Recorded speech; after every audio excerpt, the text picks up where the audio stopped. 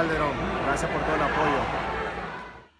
What's up, y'all? It's your boy, J. Calderon, Stand Clear Entertainment, and we're about to get into this week's boxing talk. We're going to do a recap over the fights that took place over the past weekend. First up, it's overseas in the UK at London, England, at the O2 Arena when heavyweight Dillian Whyte took on former world champion Joseph Parker in an excellent fight. This was a great matchup between two highly skilled heavyweights out there. And it was a matchup where it started out fast-paced with Joseph Parker with the quick hand speed that he displays always when he steps into the ring. A very nice jab that he was setting off and setting up his shots with that overhand right, catching Dillian Whyte. Parker was looking very good in the early rounds, looking like he was about to get right back into the mix with a win in this fight. But it was Dillian Whyte that was credited with an early knockdown. It was a mistake called by the referee. That was not really a knockdown against Joseph Parker, but nevertheless, Dillian Whyte was up on the scorecards because of that. In the second half of this fight, we started to see Dillian Whyte come on.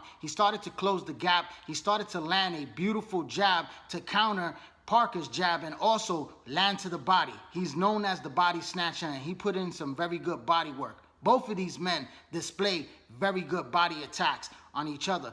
But it was Joseph Parker that started to look fatigued. He started to look like he was getting tired in the second half of this fight, and that's when Dillian Whyte started to come on, started to land that big overhand right and that very good left hook, and started to land more of his combinations and get on the inside and do much better work on the inside than Joseph Parker, who's known for great inside work. But in the ninth round, we saw a beautiful, vicious left hook by the body snatcher that landed right on the chin of Joseph Parker and sent Parker down. Parker was hurt, but he was able to survive the round and he was able to continue on. Now, going into the later rounds, Dillian Whyte was ahead on the scorecards because he was credited with 2 knockdowns in this fight, and Joseph Parker looked discouraged. He looked desperate going into the 12th and final round. Behind on the scorecard, this man left it all on the line like a true champion. He went after Dillian Whyte. He landed a beautiful right hand and dropped Dillian Whyte within minutes of the fight being over. He looked hurt, but he was able to survive the 12th and final round of this fight, because he almost got knocked out in that last round by Joseph Parker, and it would have been a great comeback for Joseph Parker. But unfortunately, time ran out, and Dillian Whyte won a close but unanimous decision against Joseph Parker in a great, excellent fight. You got to tip your hats off to this man right here, Dillian Whyte. This guy has come back from that knockout loss against Anthony Joshua, and he has fought 5 times already, and he has won all 5 fights impressively, especially his last 2 performances now against Parker and against Lucas Brown. These were great, excellent fights where he stepped up his level of competition and he came out victorious in both of those fights. And now he looks for a big fight opportunity, perhaps by the end of the year. Promoter Eddie Hearn is looking to give a very big offer to WBC heavyweight champion Deontay Wilder. Now, Wilder is fed up dealing with Eddie Hearn, and he most likely is going to go in a different direction. But Eddie Hearn has said that he is willing to give from $7 to $8 million payday to Deontay Wilder if he takes on Dillian Whyte next, perhaps in November, and to take place in the United States at the Barclays Center in Brooklyn, New York. Now, that's a great fight matchup that I would love to go to, and it's an excellent fight matchup. There has been speculation that Deontay Wilder is going to face his mandatory and Dominic Brazil. That's a ridiculous fight, a very easy fight. Right now, there's talks about Tyson Fury, the former heavyweight champion of the world, the lineal heavyweight champion, is in talks right now with Deontay Wilder. That's a good matchup, but it's a matchup where I believe that Tyson Fury is not ready for. This man is about to have his second comeback fight, and the opponents that he is facing are not that great. So, you know, we really can't tell how far is Tyson Fury from really getting back into title contention. And this is a matchup right now that I think is just too much for a guy like Tyson Fury. We know he's a big man. We know that he can box. He's getting back into shape, but he needs at least 4 to 5 fights before he steps back into the ring against guys like Anthony Joshua or even Deontay Wilder. But if this is true and he's able to get a deal with Deontay Wilder, it's going to be a huge fight. Will it happen in the UK? Will Tyson Fury come to the United States? But if that fight does not materialize, why not fight Dillian Whyte for the biggest payday of your career? Because the biggest fight that he had was against Luis Ortiz, but he only got paid over $2 million for that fight. So a $7 million payday to fight a guy like Dillian Whyte in New York City, that's a great deal, you know, for Deontay Wilder. It's a much more competitive fight. Dillian Whyte has earned the right for a title shot. This guy has proven himself worthy out of all the heavyweights out there for a title shot opportunity, and I think he should get it. Now, if he doesn't get Deontay Wilder, you know, there's also a rematch against Joseph Parker. It was an excellent fight. Why not see it again? I wouldn't mind seeing that. There's also a rematch against Derek Chisora, who fought on the undercard. This was an excellent fight that he had against Carlos Catam. He came back in that fight. He was behind on the scorecards, and he knocked out Carlos Catam, and it was a great comeback for Derek Chisora. And if he could get a fight rematch with Dillian Whyte, because both of these men have a very big following, and it would definitely be a ticket seller over in the UK. Now, the fight that Dillian Whyte really truly wants is the rematch against Anthony Joshua. It's a fight where he lost by knockout, and he would definitely love the opportunity to revenge that loss. And I think that the date of April 2019 will be the perfect date for Dillian Whyte to get that opportunity if Deontay Wilder does not take a deal with Anthony Joshua that's supposed to be for that date right there. We don't know if that fight's gonna happen.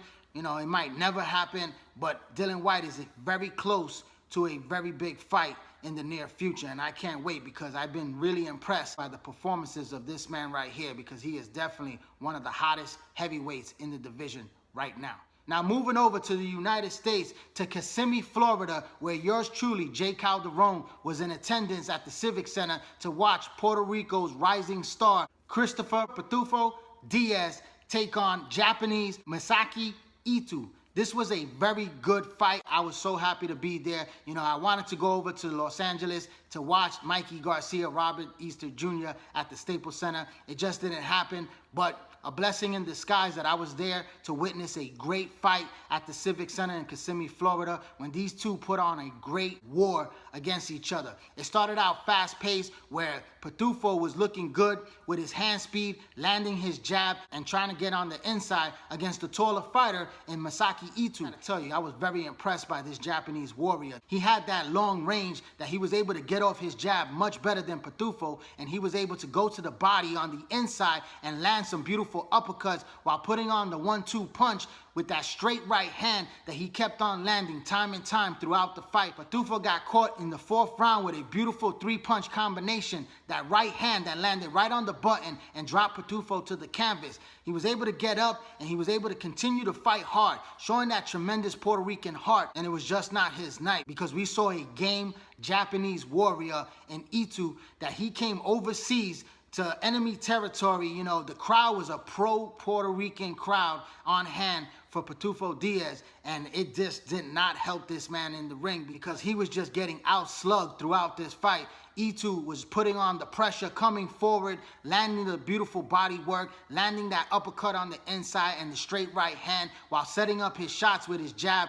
It was just a beating that he put down on Pitufo. Pitufo's left eye started to swell up real badly. A lot of those shots he didn't see coming, but he showed that toughness, that warrior heart, that Puerto Rican spirit, you know, to fight to the very end. These guys went toe-to-toe to the final bell, and it was a unanimous decision by the judges to give it to Masayuki Itu, who now becomes the WBO junior lightweight champion at 130 pounds, and he definitely deserved the victory that night. A great fight.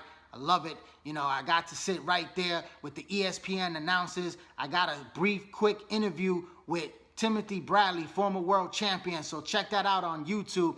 Watch that interview that I had with him, and it was a great event. I thank God for the opportunity that I was there to witness a great fight. Congratulations to Masayuki Itu. You know, what's in store for him right now as a world champion. He has other guys that he could face out there, especially WBC junior lightweight champion from Mexico, Miguel Bachel, who's an excellent fighter, perhaps the best fighter in the division, right next to Gervonta Tank Davis, of course. That's a fight that I do not recommend for Masayuki Itu to fight Tank, because I think that Tank is just one of the most explosive ferocious punches in the division, and I don't think he'll really beat a guy like Tank. Now, moving along to Los Angeles at the Staples Center, it was the big homecoming of Mikey Garcia in a title unification, champion versus champion, two undefeated fighters, and it started off with Robert Easter Jr. using that height and reach advantage that he had, that long-range jab, and he was landing a beautiful jab, and he was showing some good footwork, moving very well in the ring. But then it started off in the third round where Mikey Garcia started to put the pressure on, started to land his shots and show an even better jab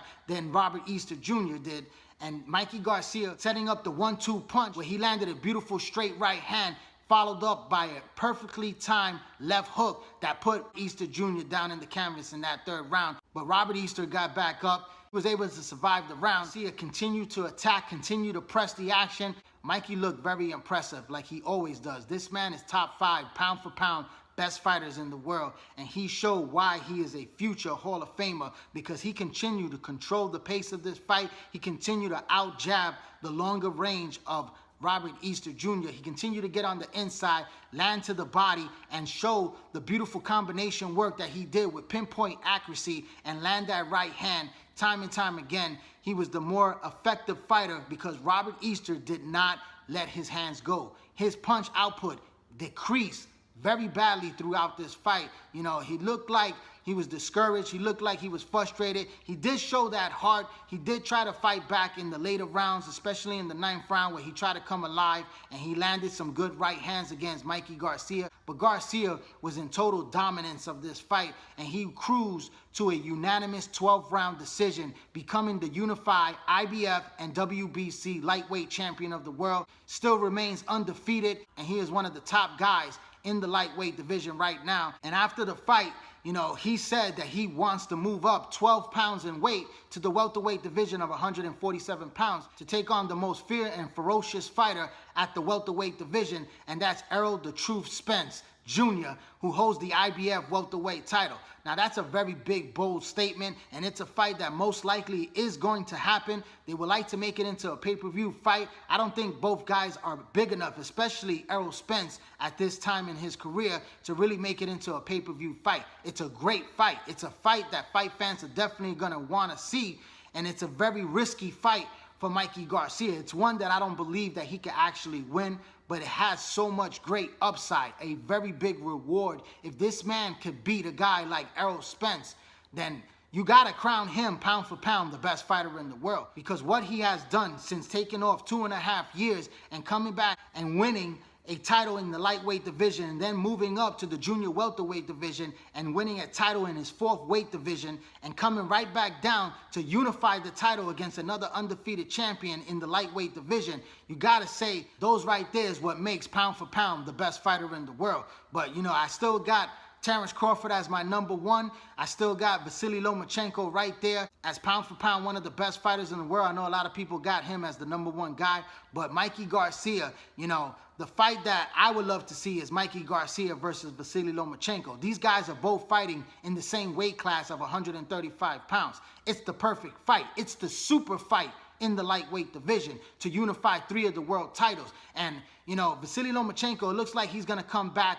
perhaps at the ending of this year, and he's going to fight a guy like Raymond Beltran or perhaps Jose Pedraza. Those guys are going to fight each other in August, and the winner of that fight could possibly face Vasily Lomachenko by December of this year for a title unification, which is all great, and that's the plan of Top Rank right there, Bob Arum. But I would love to see Mikey Garcia fight Vasily Lomachenko, but I don't think Bob Arum wants to make that fight because there's bad blood between him and Mikey Garcia. So that could be the problem. Everybody's saying, why is he not calling out Vasily Lomachenko? Why is he not fighting this man right now? This is the perfect time for him to fight him. You know, it's stupid to go up to the welterweight division to take on a guy like Errol Spence. But I understand the logic and the politics of boxing and the business at hand right now, that he's not going to be able to get Vasily Lomachenko into the ring by the ending of this year. It's not going to happen. And the fight, the most biggest fight that's out there, the most dangerous fight right there that makes champions who they really are,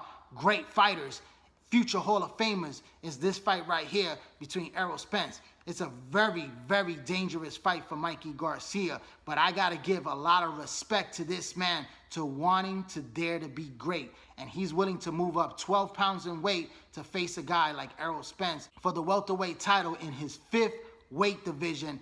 It doesn't get any better than that, you know, so you gotta respect that he's willing to take that risk to fight a guy like Errol Spence. And it most likely is gonna happen in Las Vegas or perhaps in Los Angeles. And I know a lot of boxing fans are gonna be tuning into that fight because it's a very big fight. It's a little bit reminiscent of Roberto Duran jumping up from the lightweight division to the welterweight division to take on Sugar Ray Leonard, a guy that was highly decorated, the welterweight champion of the world at the time, and the favorite to beat Roberto Duran back in the 1980s. And look what happened in that first fight. Roberto Duran was able to pull out that upset victory against Sugar Ray Leonard. And Leonard was definitely more skilled than a guy like Errol Spence. But Spence is a very big, strong fighter. Not an easy fight for Mikey Garcia, but I wish him all the best in that fight right there. But that's my final recap on the fights that took place over the past weekend. A lot of great boxing, and I look forward to the great boxing that's going to be coming up on August the 4th, this Saturday. We have on Fox Television Network.